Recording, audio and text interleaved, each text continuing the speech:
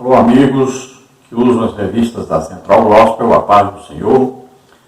Sou o pastor Henrique, moro em Americana, São Paulo. Antes morava em Imperatriz, Maranhão. Estamos aqui tentando ajudar um pouco aqueles que usam as revistas Central Gospel. Se você deseja nos convidar para estarmos aí, meu telefone é lá do Maranhão, telefone DDD 99, telefone 991520454. Se você deseja ver alguns vídeos nossos, é só colocar no YouTube aí, Henrique LHAS, iniciais do meu nome. Então, coloque aí Henrique Elias, é o meu canal no YouTube. Todos os slides que você vê aqui neste vídeo, nós temos aí disponibilizado gratuitamente no nosso blog. E também nós passamos para aqueles que entram em contato conosco pelo WhatsApp. A gente envia para vocês aí os slides em PDF e também em PowerPoint. Então estamos estudando neste terceiro trimestre de 2022, nas revistas da Central Gospel, aí ano 18, número 66, a Epístola aos Romanos, a doutrina da justificação pela fé. Aos Romanos e a justiça de Deus. O comentarista da Central Gospel desse trimestre é o pastor Gilmar Vieira Chaves. Hoje vamos estudar a lição de número 10, que tem como título o culto espiritual e as virtudes por excelência. Então, quando falamos em culto espiritual, é bem diferente de culto religioso, é bem diferente de um culto natural, né? Então, aqui um culto espiritual onde Deus está presente, onde o crente é salvo, né? Está presente, está prestando um serviço, prestando um culto a Deus, e isso ele faz conscientemente, faz com amor, com dedicação, com o desejo realmente de adorar a Deus. E como nós prestamos um culto a um Deus vivo, nós não estamos adorando imagens, e nem pessoas, nem objetos, nós adoramos a Deus. E Deus, quando nós prestamos um culto a Ele e Ele se agrada desse culto, Ele responde. Então Ele se manifesta sobrenaturalmente. Veja que o culto foi instituído por Deus lá no tabernáculo. E quando o tabernáculo fica pronto, e eles prestam o primeiro culto, então desce fogo do céu.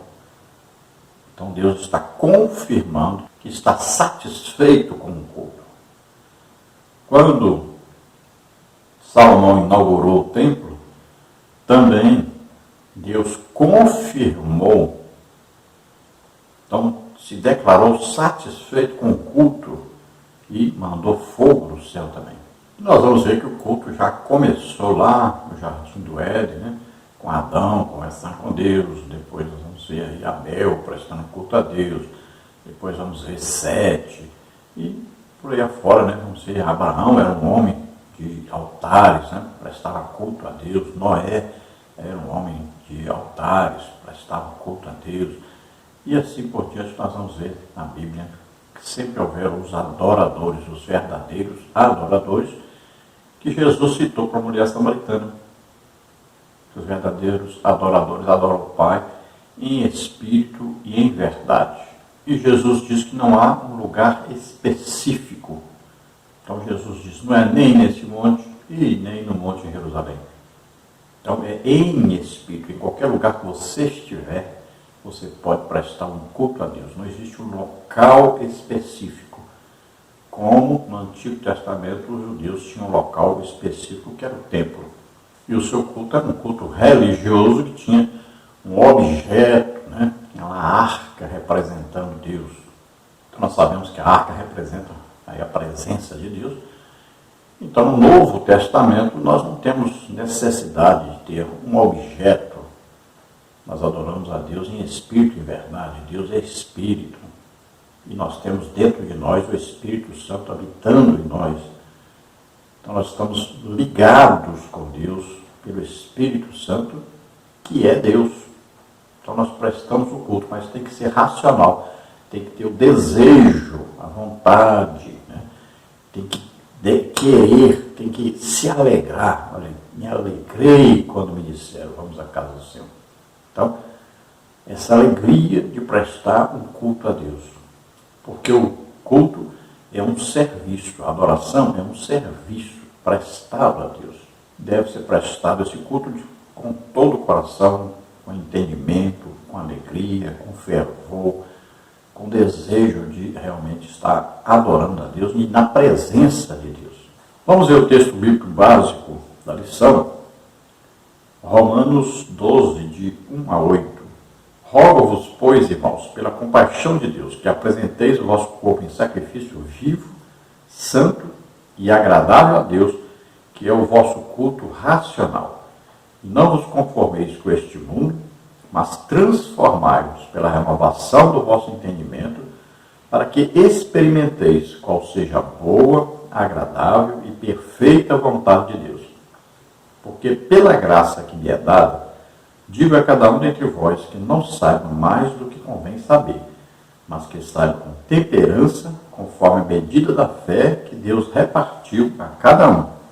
Porque assim como em um corpo temos muitos membros, e nem todos os membros têm a mesma operação, assim nós, que somos muitos, somos um só corpo em Cristo, mas individualmente somos membros uns dos outros, de modo que, tendo diferentes dons, segundo a graça que nos é dada, se é profecia, seja ela segundo a medida da fé, se é ministério, seja ministrar, se é ensinar, haja dedicação ao ensino, ou o que exorta, use esse dom em exortar, o que reparte, faça-o com liberalidade, o que preside, com cuidado, o que exercita a misericórdia, com alegria. Então, aí na prestação do serviço, do culto a Deus, cada um tem a sua função. Nós somos o corpo de Cristo, nós somos a igreja, formada pelos salvos. Então, cada um tem uma função dentro desse corpo. E todos reunidos vamos prestar um culto a Deus. Então, esse culto tem que ter alguém que vai direcionar, que vai organizar, que vai conceder oportunidades. E aí nós vamos ver que no mesmo culto temos vários elementos. Dentro do mesmo culto existe aí o louvor, temos aí a doutrina, temos aí as revelações, temos aí línguas, interpretação de línguas. Então tudo isso bem organizado e visando o quê? A edificação, a consolação, a exortação do povo de Deus, que ao mesmo tempo está adorando a Deus. Então, todas essas manifestações são feitas para a glória de Deus. Este culto é prestado a Deus e Ele que vai, então, se manifestar através de cada membro do corpo. Cada um tem a sua função dentro desse corpo e Deus vai usar a cada um dentro dessa função. E aí nós temos os dons do Espírito Santo que são distribuídos aos membros da igreja. E existem os dons de Deus para os membros da igreja.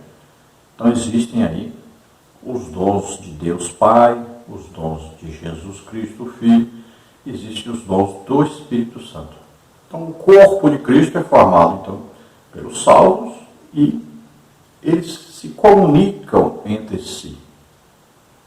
Então existe um relacionamento cristão, um relacionamento de amor, o amor de Deus, o amor perfeito de Deus é derramado em nossos corações e ele vem o que? Verticalmente. Nós vamos passar esse amor horizontalmente, de uns para com os outros. Por isso, Jesus resumiu toda a Bíblia numa palavra só, amor. Ele diz amar a Deus sobre todas as coisas, né? Então, em primeiro lugar, Deus, vertical, né? E depois amar ao próximo como a nós mesmos. Então, amor horizontal.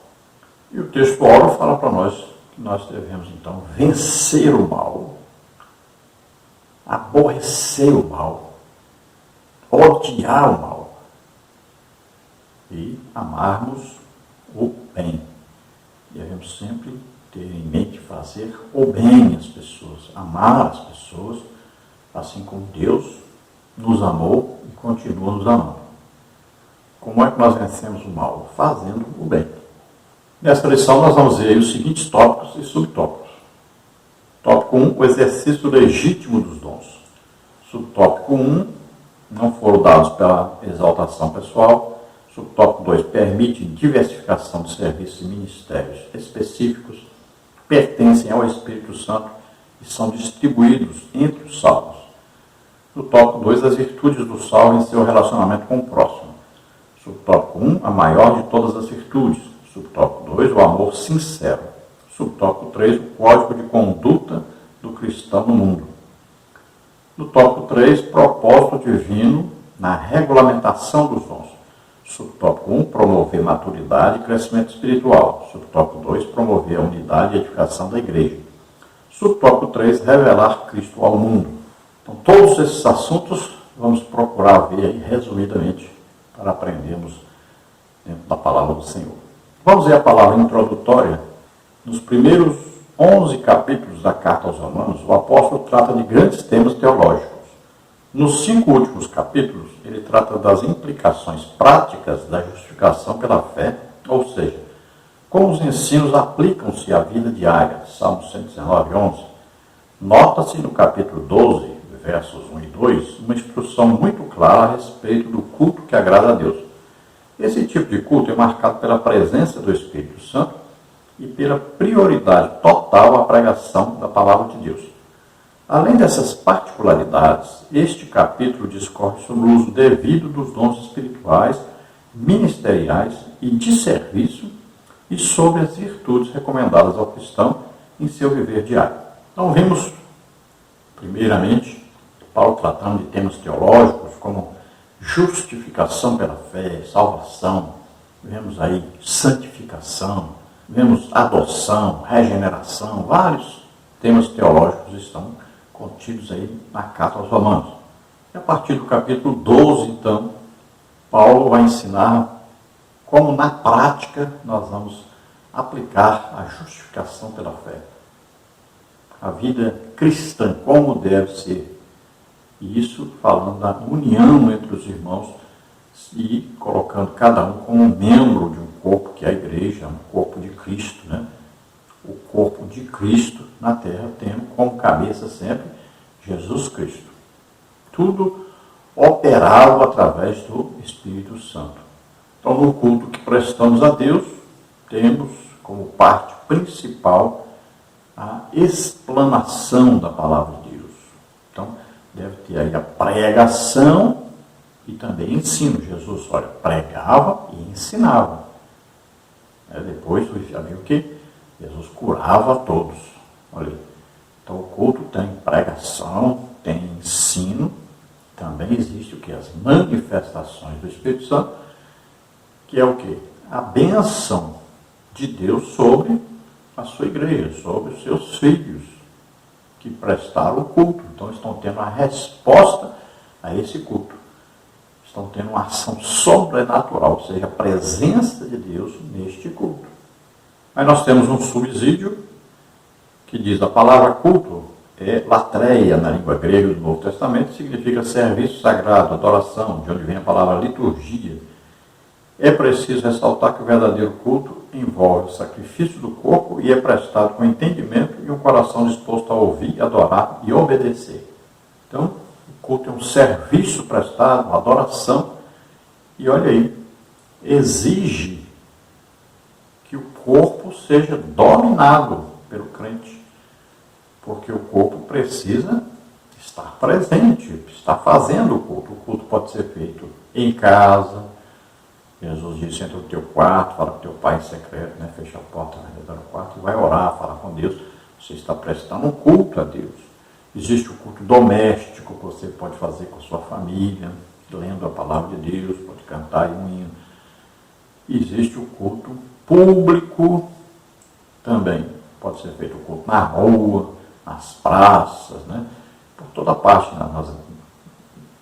aí nos colégios, aí nas repartições públicas, aí nas praças, aí nas cadeias públicas, nos hospitais, em todo lugar, nós podemos prestar um culto a Deus. E existe o culto na igreja, né, num prédio ali onde se reúne o corpo de Cristo, a igreja.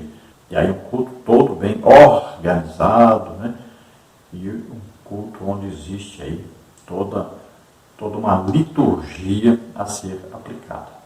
Então aí entra o sacrifício do corpo, de estar ali, né, muitas vezes passarem pelo menos 2 horas, e existe aí o jejum que pode ser aplicado, e um sacrifício maravilhoso feito a Deus, para se prestar um culto a Deus, e temos que estar com o coração aí disposto, né, um desejo de ouvir a palavra de Deus, a mensagem de Deus para nós, e com o desejo de orar, de louvar a Deus, o desejo de estar sempre obedecendo a Deus.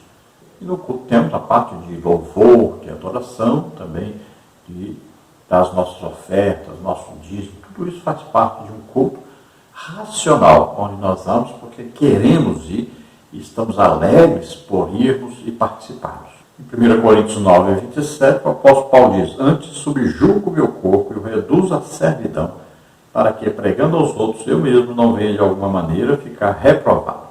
Então veja que nesse sacrifício do corpo, esse jejum de preferência, Paulo está falando que ele subjuga o corpo, ele torna então o seu corpo escravo, servo.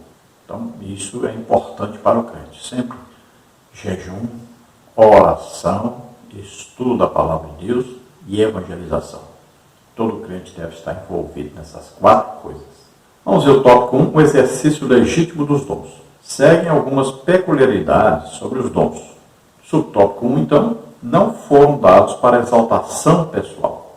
A palavra grega carismata, Romanos 12, 6, é a mesma empregada na carta aos Coríntios, na qual Paulo faz referência aos dons espirituais e sugere a graça de Deus como origem de seus dons. 1 Coríntios 12, 4. Os dons não estão relacionados com o status de quem os recebe. Não são distribuídos com base em qualquer sistema de hierarquia eclesiástica ou em razão de prestígio humano. Também não constituem produto da experiência pessoal, nem são concedidos como forma de recompensa. Então é básico isso, né? Os dons foram dados para que a pessoa que é usada pelos dons, ela ajude os outros, abençoe os outros, ore pelos outros, né? Ele vai ser usado para abençoar os outros, não é para si próprio. Então não é para engrandecimento próprio. E a pessoa que é usada em dons deve entender que aquele que é usado em dons geralmente é uma pessoa que sofre mais do que os outros, é perseguido mais do que os outros. Então tem gente que pensa que a pessoa usada em dons é que é mais beneficiada, né? Mais bem falada, mais admirada, mas é pelo contrário. Veja que os profetas de Deus eram perseguidos, muitos apanharam, sofreram muito. Veja aí que os apóstolos eram usados em dons, sofreram muito, apanharam, foram presos e tudo mais. Veja a vida do apóstolo Paulo. Então, a pessoa que é legitimamente usada por Deus em dons do Espírito Santo, geralmente é uma pessoa perseguida, mal falada, né? E a vida não é fácil para quem é usado por Deus. É uma pessoa de muito jejum, de muita oração, de muita meditação na palavra de Deus. Agora, não se engane, quem realmente, legitimamente é usado por Deus, sempre deve ter uma vida de comunhão com Deus, sabendo que vai ter perseguição, principalmente daqueles que estão dentro da igreja.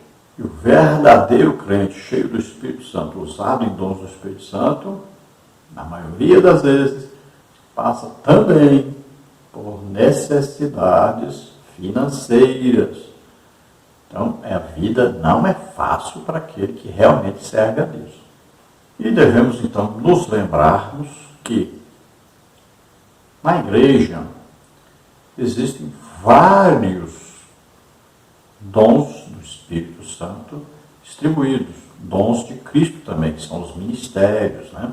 E dons de Deus Pai, que são os serviços. Então veja só, todos esses são dons espirituais e estão dentro da igreja. Olha, por exemplo, os ministérios são 5 ministérios. Efésios 4:11, né? Apóstolos, profetas, evangelistas, os pastores e os mestres. São 5 ministérios. Assim como o corpo humano tem 5 sentidos, também temos os 5 ministérios na igreja. E Deus Pai tem os seus serviços, né? Por exemplo, alguém que fica lá na secretaria, né? Aí tem as pessoas que servem, as pessoas que visitam. Existem aqueles que doam, né? Aqueles que são usados por Deus para sempre estar ali com uma oferta maior, que são aqueles que estão dispostos sempre a ajudar financeiramente. E vários outros serviços são pessoas usadas por Deus, escolhidas por Deus para fazer esse tipo de serviço na igreja. Agora, dentro dos dons do Espírito Santo, aí temos lá aqueles 9 dons do Espírito Santo que estão em 1 Coríntios 12, né? A gente divide isso, né, em 3 grupos: os dons de revelação, os dons de poder e os dons de locução. Então, os primeiros 3, dons de revelação, palavra de sabedoria, palavra de conhecimento, discernimento de espíritos. Dons de poder, fé, milagres, dons de curar. E os dons de elocução, profecia, variedade de línguas e interpretação de línguas. Tudo isso, então, concedido sobrenaturalmente, não é por merecimento. Então, Deus é que escolhe. Deus Pai escolhe pessoas para aquele tipo de serviço que Ele quer. Jesus Cristo escolhe aquelas pessoas ali para serem ministros, né, líderes dentro da igreja. E o Espírito Santo capacita tudo isso, capacita as pessoas com os dons do Espírito Santo. Tanto aqueles que são escolhidos por Deus para o serviço, quanto aqueles que Jesus escolhe para o ministério, quanto todos os crentes que desejam ganhar almas, fazer a obra de Deus, o Espírito Santo capacita com dons do Espírito Santo.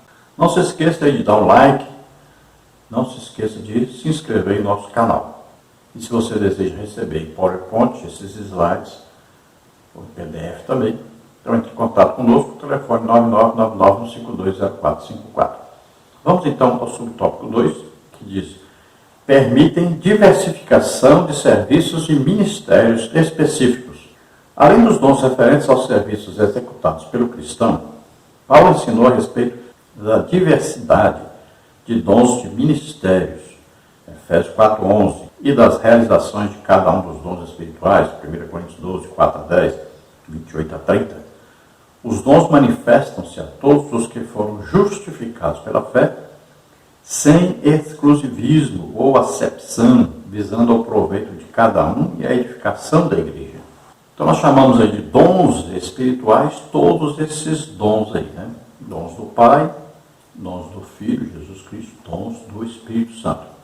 São aí 3 grupos de dons que nós devemos entender que estão atuantes na igreja. Então, qualquer membro da igreja pode ter dons, pode ser usado em dons, pode ser capacitado sobrenaturalmente por Deus para executar alguma tarefa na igreja. Qualquer pessoa. Pode ser um novo convertido? Pode. Pode a pessoa, na hora que é batizada com o Espírito Santo, já receber um dom do Espírito Santo. Então, de repente, a pessoa pode ser batizada com o Espírito Santo e já começar a profetizar, por exemplo.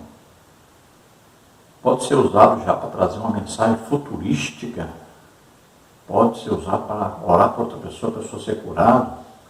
Então, veja, os dons podem se manifestar de repente. Não importa quem é a pessoa, não importa a sua condição financeira, não importa a sua condição intelectual, não importa quanto tempo tem de crente, nada disso. Deus não faz acepção de pessoas. A pessoa deve estar o quê? Sempre disponível.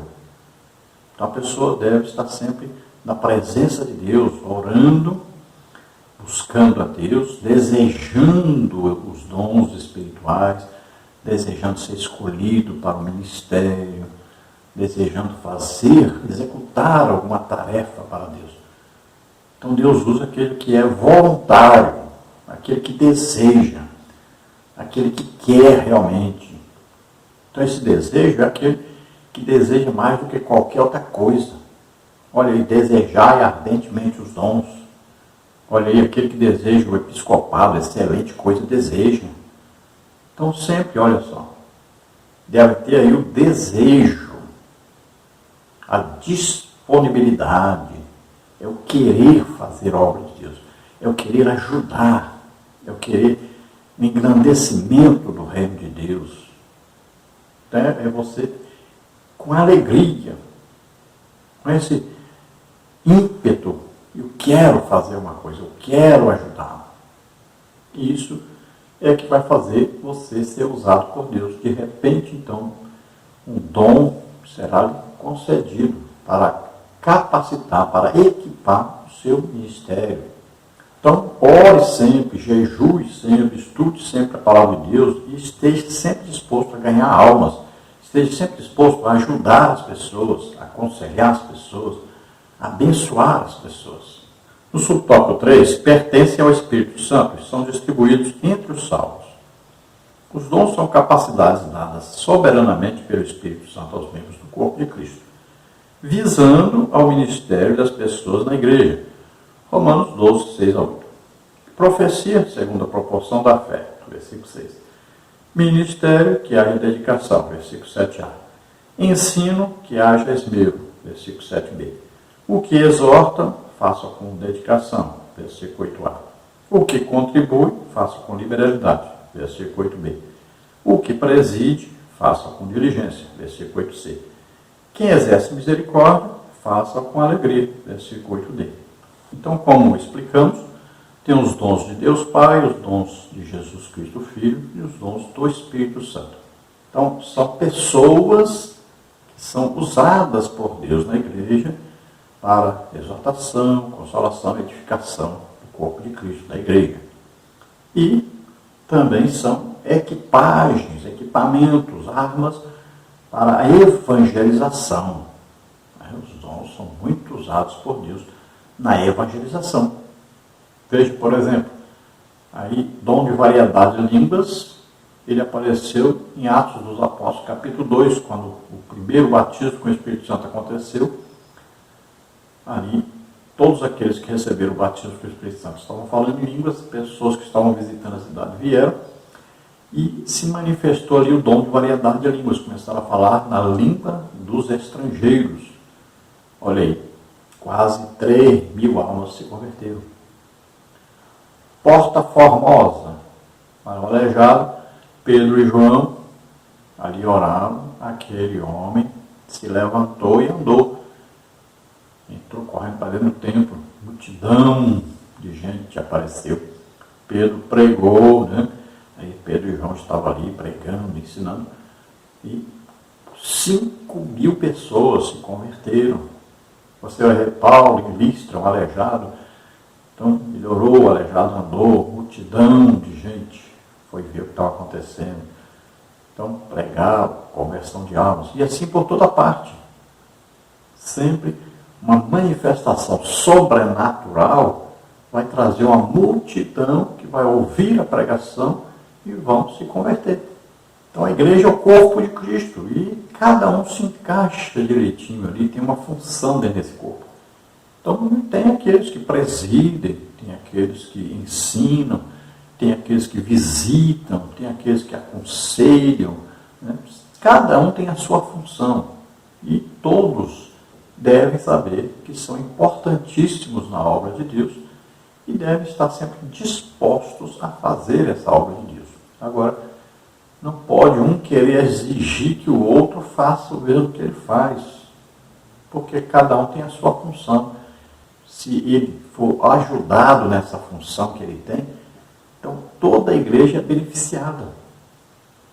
Então, aquele que lidera sempre deve saber, deve procurar, olha, aquele ali é para isso, aquele ali é para isso, aquele ali é para isso. Deve usar a todos para que o culto prestado a Deus, a obra de Deus seja feita com toda a excelência que Deus deseja. Tem aquele que serve para evangelizar, tem aquele que serve para orar para as pessoas serem curadas, tem aquele que serve para orar para as pessoas serem libertas, tem aquele que serve, que é bom para a visitação nos lares, tem aquele que é bom para pregação na rua, tem aquele que é bom para dirigir um culto na igreja, tem aquele que é bom para dirigir um culto na rua. Cada um tem a sua função. Então, aquele que preside, né, geralmente na nossa igreja é o pastor, então ele deve ser sábio para ver ali que cada um serve com uma coisa e deve sempre colocar as pessoas para trabalharem, dar oportunidade, apoiar. E todo o corpo de Cristo, toda a igreja será beneficiada. A obra de Deus será beneficiada, haverá um grande crescimento e muitas e muitas almas serão salvas. No tópico 2, nós temos as virtudes do salvo em seu relacionamento com o próximo.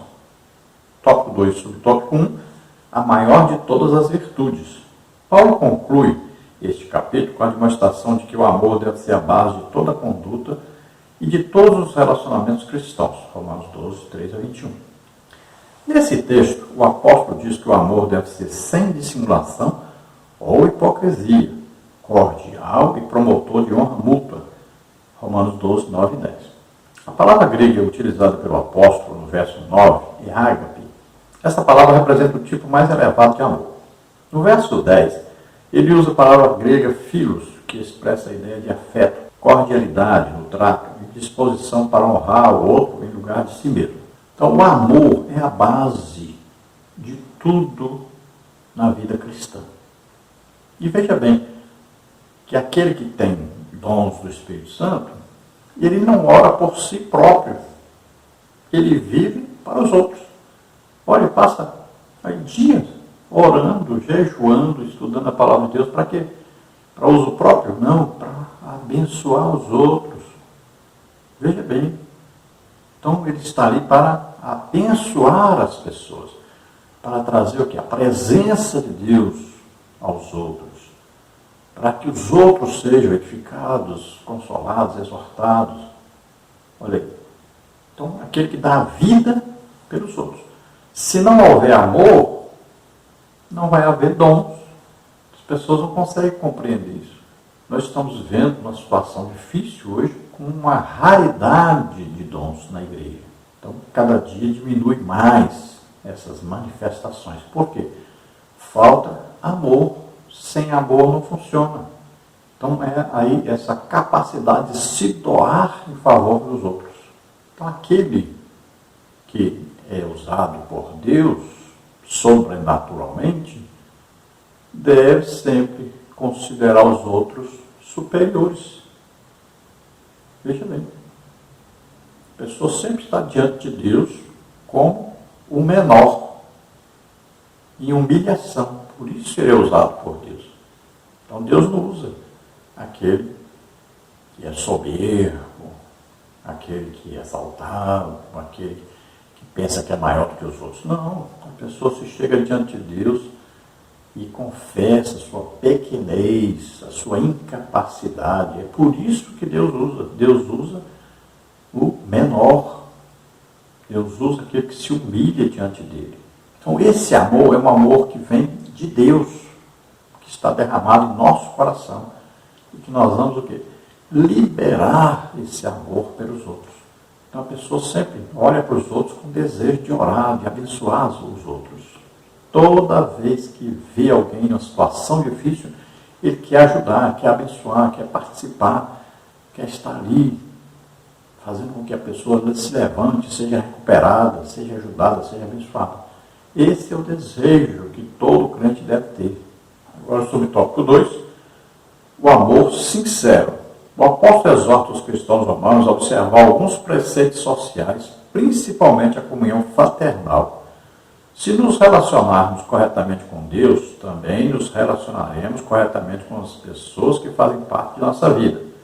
Quem não ama seu próximo, não ama Deus. 1 de João 4,20.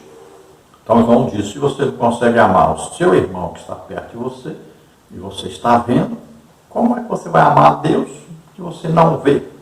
Então deve haver essa comunhão fraternal. O crente sempre ama aos outros, abençoa os outros, vive para os outros. Olha o que diz a palavra de Deus. Se Jesus deu a vida por nós, o que custa nós darmos a vida pelo nosso irmão? Então, vivemos para os outros, para abençoar os outros. Olha Paulo dizendo, olha, me gastarei e me deixarei gastar pelas vossas almas. Olha aí, é uma vida sacrificial. Então, aquele que quer ser usado por Deus, também deve saber que tem um alto preço. Ele vai dar a vida pelos outros, vai se dedicar a abençoar os outros. No tópico 2 e no tópico 3, o código de conduta do cristão no mundo. Em seguida, Paulo alinha um código de conduta para o salvo. Esse modo de existir no mundo é fruto do amor e deve pautar a vida do cristão em seus relacionamentos. Romanos 12, de 11 a 20. Por intermédio de ações baseadas no amor, o salvo pode amontoar brasas de fogo sobre a cabeça de seus adversários, trazendo-lhes vergonha e, quem sabe, mudança de conduta. Provérbios 25, 21 e 22, 1 de Pedro 3, 16. Então veja, Paulo está se baseando no sermão de Jesus Cristo, falando, olha, nós devemos que amar os nossos inimigos, orar pelos nossos inimigos, abençoar os nossos inimigos.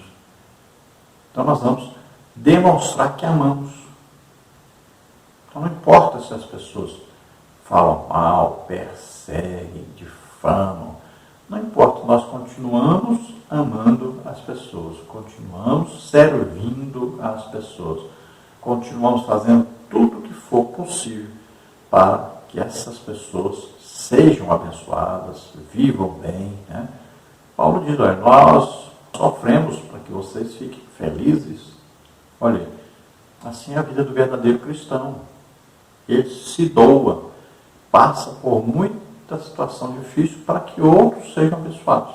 Então Paulo diz que quando alguém te trata mal, te persegue, você ao contrário, abençoa a pessoa, ora por ela, então você amontoa brasas sobre a cabeça dessa pessoa. Pode ser, e muitas vezes acontece, né, que a pessoa se converte, se a pessoa se torna melhor, vendo então a atitude do crente. Sempre o amor vence o mal.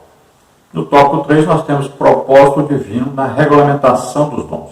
Tópico 3, subtópico 1, promover maturidade e crescimento espiritual. O apóstolo Paulo exortou a igreja em Corinto pela vergonha de não possuir o necessário conhecimento de Deus. 1 Coríntios 15, 34b. A falta de conhecimento, além de ser perigoso para a vida espiritual, Oséias 4, 6, é um reflexo da imaturidade espiritual que paira sobre muitos cristãos. Então a igreja de Corinto é mais uma prova, uma comprovação de que não é por merecimento, por capacidade, por maturidade, por tempo de crente, que os dons são distribuídos. Os dons todos estavam presentes na igreja de Corinto. Mas ali havia o quê? Divisão, existiam grupos, né? De preferências. Uns diziam que preferia ali o Apolo, outros diziam que preferiam Pedro, outros diziam que preferiam Paulo, outros diziam que era só de Cristo. Então haviam 4 grupos. E havia carnalidade, havia ali incesto, pecado terrível. E eles nem se lembravam de corrigir essas pessoas. Então Paulo vai escrever a eles regulamentando tudo isso, né? Orientando a combater o pecado, a se corrigirem, né? Se consagrarem a Deus, se santificarem. E vai organizar ali como que os dons deveriam ser usados. Então ele diz que se alguém vai falar em línguas e outro vai interpretar, aí deve ser por máximo aí 3 pessoas usadas. Então a pessoa fala em línguas, outro interpreta. Aí aquele ali viu que não está sendo interpretado mais o que ele está falando, aí o outro vai ser usado agora, vai continuar falando em línguas outro interpretando. Aí viu que acabou, aí passa para outro. Aí também existe ali no culto dons de curar, existem ali as revelações, né? Tudo. Então Paulo diz que isso tudo deve ser organizado, deve ter a liderança organizando aí as manifestações dos dons na hora certa, né? Todo culto tem que ter? Sim, todo culto tem que ter. Agora deve ser regulamentado. Agora fulano, agora aquele. Então vamos organizar tudo direitinho, para tudo funcionar direitinho, e tudo deve ter aí um objetivo. Então, edificação, consolação e exortação do corpo de Cristo. Nada é feito para alguém aparecer, para ser melhor que o outro, nada disso. Todos podem ser usados. Olha, todos podeis profetizar. Veja bem, todos. Então a liderança do culto que está sendo prestado vai organizar esse culto de maneira tal que todos possam ser usados naquele culto, aquelas pessoas sejam usadas, no outro culto, outras pessoas sejam usadas, no outro culto, outras pessoas sejam usadas, de modo que todos possam participar e serem usados por Deus. Então a liderança da igreja deve ser composta por pessoas que têm mais alto conhecimento intelectual, né, espiritual e conhecimento, principalmente, de dons do Espírito Santo. Devem ser pessoas equipadas com dons para conhecer e poder, então, regulamentar aí as manifestações dos dons. Senão, vai virar uma bagunça o culto. Então, é proibido falar em línguas no culto? Não. Paulo diz, não proibais falar em línguas. Agora, existe um momento, aquele momento que todos se alegram e tal, pode e deve-se falar em línguas. Existe também um momento de falar em línguas e ser interpretado. Paulo diz que um fala, o outro interpreta, ou a mesma pessoa que fala, ela mesma tem a interpretação, porque ela orou pedindo a Deus para ter interpretação. Então deve haver no culto isso? Deve. Deve ter curas? Sim, deve. No culto deve ter curas, milagres, revelações. Tudo isso é próprio de um culto. Culto pentecostal, culto de crente salvo. Agora, tudo organizado. Tem que haver uma organização da liderança. Ainda no tópico 3, no subtópico 2, promover a unidade e a edificação da igreja. Os dons apresentados por Paulo em Romanos 12, 4 a 8, são concedidos aos santos, a fim de serem executados na igreja serviços específicos, visando a unidade. Os dons são tão necessários hoje, quanto eram nos dias da igreja primitiva, pois é por meio deles que o corpo de Cristo exerce sua autoridade e executa em unidade o necessário serviço a Deus na terra. Então, os dons, é claro, né, tanto são usados pelo Espírito Santo na igreja, quanto também fora da igreja, né, nas pregações nas ruas, nas praças, nos hospitais, por toda parte. Então, são equipagens, equipamentos, são capacitações para que o crente possa fazer a obra de Deus, e na igreja, para que todos sejam edificados, consolados, exortados. Tudo isso visando o que? A unidade da igreja, o crescimento espiritual da igreja. E é evidente que também existe o que? Os benefícios físicos. Olha aí, um milagre, aleijado andar, olha que maravilha. O maior desejo que ele tinha de andar. Aí a pessoa que é surda, a pessoa que é cega, né? O cego vai ver, o surdo ouvir. Aí existem as curas. Imagine quanto que a pessoa gasta hoje na farmácia, todo mês. Imagine pessoa que não dorme direito. E é muita gente sofrendo, várias coisas, várias doenças. Então é preciso haver na igreja uma oportunidade para que os dons se manifestem, para que todo o povo seja beneficiado. Então, quanto à atualidade dos dons, isso é patente, né? É simples. Se você colocar aí no YouTube, por exemplo, coloca aí curas, Pastor Henrique EBD na TV. Coloca aí no YouTube. Você vai ver que são milhares de pessoas curadas todo mês. Veja bem, milhares. Por que isso? Porque Deus ama seu povo e quer curar todos. Ele não quer ver ninguém doente na igreja, não. Nós estamos vendo aí as farmácias cada dia abrindo mais farmácia, mais farmácia, mais farmácia. Tanta doença, multiplicando cada dia mais doença, mais doença, mais doença. Quando não tem muito, aí os homens ainda inventam, criam doenças para adoecer as pessoas e ganhar dinheiro vendendo aí vacina, vendendo remédio. E o povo de Deus que está fazendo? Gastando seu dinheiro com médico, com farmácia, ao invés de estar abençoando a obra de Deus para o crescimento dessa obra de Deus, para a evangelização dos povos. Então os dons são muito necessários hoje. Você vai na igreja, você tem que ter a expectativa, olha, Deus vai falar comigo, eu vou ser curado, eu vou receber orientação sobrenatural de Deus. A pessoa tem que ter expectativa que Deus está presente, vai alçar os seus servos. A igreja tem que ter a presença de Deus ali. Nós não podemos fazer cultos engessados. A presença de Deus sempre deve se manifestar em nosso meio. Deus deve falar literalmente com o seu povo. Deus sempre quer abençoar o seu povo. No subtópico 3, revelar Cristo ao mundo. A função ou propósito dos dons espirituais é capacitar a igreja para cumprir a missão de evangelizar o mundo e manifestar o poder de Deus.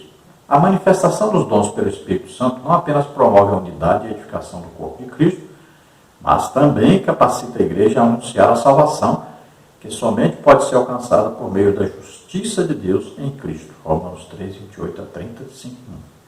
Então veja que todas essas manifestações sobrenaturais não são só para dentro de uma igreja, de um prédio, mas para a evangelização de todo mundo. Então são capacitações sobrenaturais que vão ajudar muito na pregação do Evangelho, na salvação das almas.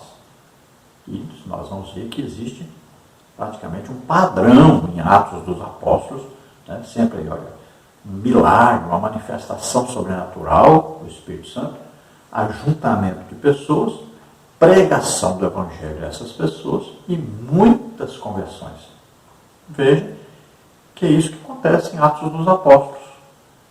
Então a igreja está substituindo isso, está retirando essa oportunidade de manifestação de dons, trocando isso muitas vezes por música, teatro.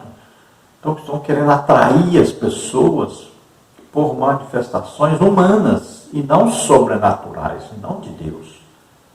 E nós temos que voltar a agir de maneira correta, segundo o que a Bíblia nos ensina. Devemos buscar dar mais espaço para as manifestações sobrenaturais, dar espaço para que Deus se manifeste no culto. Muitas vezes Deus fica ali, eu quero oportunidade nesse culto, será que eu posso ter uma oportunidade nesse culto? E não é concedida a oportunidade ao próprio Deus. Conclusão. A entrega total aos caminhos do Senhor e a prática das virtudes cristãs é que concederão o poder para a não conformação com este mundo vil e a graça para vencê-lo. É também pelo testemunho de fidelidade ao Senhor e empenho dos seus filhos que as pessoas de todo o mundo serão conquistadas para Cristo. Então todos devemos nos colocar à disposição de Deus, entregarmos a nossa vida, doarmos a nossa vida para Deus, para que possamos pregar o Evangelho cheios do Espírito Santo, sendo instrumentos de Deus para que as pessoas se convertam. Também na igreja devemos estar sempre unidos em cooperação de uns para com os outros, visando sempre o bem comum, visando sempre a edificação, consolação, exortação de todo o povo de Deus, um crescimento espiritual, sempre tendo como prioridade prestarmos um culto a Deus e darmos a oportunidade a Deus de se manifestar, e dando a Deus a oportunidade de se manifestar em nosso culto, trazendo aí, então, revelações, trazendo aí as manifestações sobrenaturais de curas, milagres, né? E falar com a igreja, e libertar as pessoas, né? Então, tudo isso deve acontecer em nosso culto. Então, nos lembremos que cada um individualmente deve ter sempre o seu culto pessoal com Deus, para depois prestar o culto na igreja, ou na rua, em qualquer lugar. Mas primeiro tem que ter o seu culto pessoal com Deus. Oração, jejum, estudo da Bíblia e evangelização. Essas 4 coisas devem estar presentes na vida de todo crente. Deus abençoe a todos. Vamos fazer a oração. Se você deseja entregar sua vida a Deus, se você está doente ou está enfermo, receba agora a cura. Vamos orar. Pai querido, em nome de Jesus, te apresentamos essas vidas que se chegam a ti, arrependidos dos seus pecados e crendo que o teu Filho Jesus Cristo veio ao mundo, viveu como homem, levou sobre ele os nossos pecados, doenças, enfermidades, todas as nossas maldições e morreu em nosso lugar na cruz. Ele venceu a morte, ressuscitou, está hoje à direita do Pai, intercedendo por nós. Ó Senhor, aqueles que creem nisso agora recebem-os como filhos, abençoa poderosamente, concede-lhes o Espírito Santo, escreve os seus nomes no livro da vida. Ó Senhor, aqueles que estão doentes, estão enfermos, toca neles agora. A graça, custe a minha força, ramestere. Receba em nome de Jesus, não é por merecimento, em nome de Jesus, receba. Receba a sua cura agora, receba o seu milagre, em nome de Jesus. Solta essas vidas todo mal, em nome de Jesus. Toca, Senhor, neles agora e faz um milagre. Cura, Senhor, faz maravilhas, em nome de Jesus. Amém? Glória a Deus. A paz do Senhor a todos. Deus abençoe.